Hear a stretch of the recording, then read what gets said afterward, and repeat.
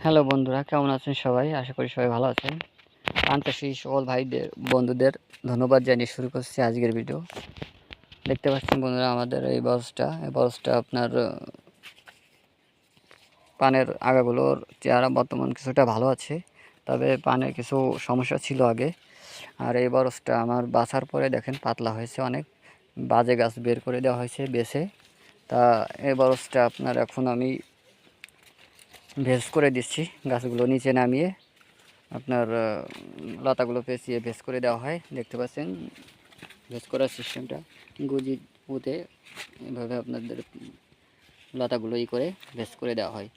তো আপনারা বরজ বাছার পরে যদি আপনাদের বড় যে কোনো প্রবলেম, বাজে চারা থাকে বা গাছ থাকে, সেগুলো বেছে ফেলতে পারেন। বেছে ফেলার পরে আপনারা এভাবে ভেজ দিয়ে দিতে পারেন।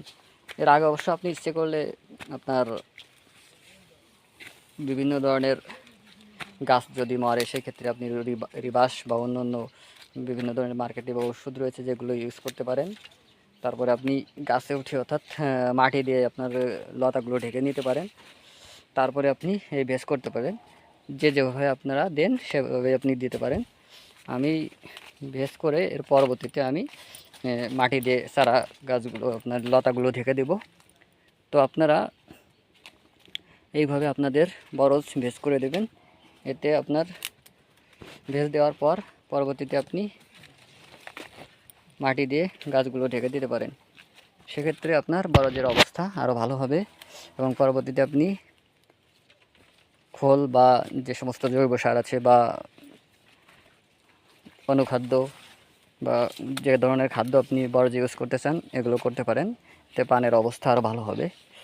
কিন্তু ভেজ দেওয়ার সাধারণত 2বার ভেজ দেওয়া হয় আমাদের এখানে। এটা বর্ষার মৌসুমের প্রথম ভেজ, পরবর্তীতে আবার এই ভেজ দেওয়া হবে। সেটা হচ্ছে আপনার ভাদ্র মাসের দিকে। তো দেখতে পাচ্ছেন কৃষকগণ কাজ করছে, তাদের অক্লান্ত পরিশ্রমের দ্বারাই এই বরজ ভেজে দেওয়া সম্ভব হচ্ছে। তারা অত্যন্ত আন্তরিকভাবে কাজ করে বরজে।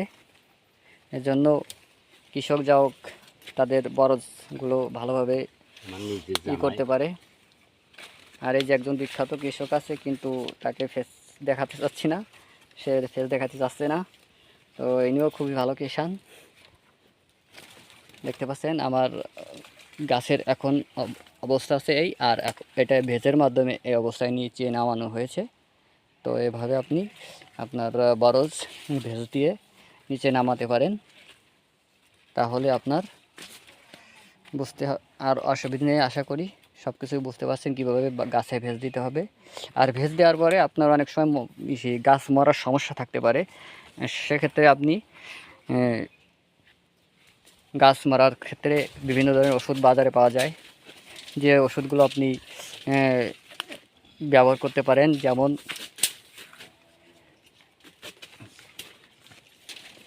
রিবাস, আরও কী কী জানা আছে। আমাদের কাকা খুবই অভিজ্ঞ, তিনি অনেক ওষুধ জানে। কি ব্যবহার করতে পারি আমরা বরজের এই ভেজ দেওয়ার পর? ও আছে, ম্যাকডোনাল্ড কোম্পানির একটা প্রতিষেধক আছে, তার নাম হচ্ছে সানবিট।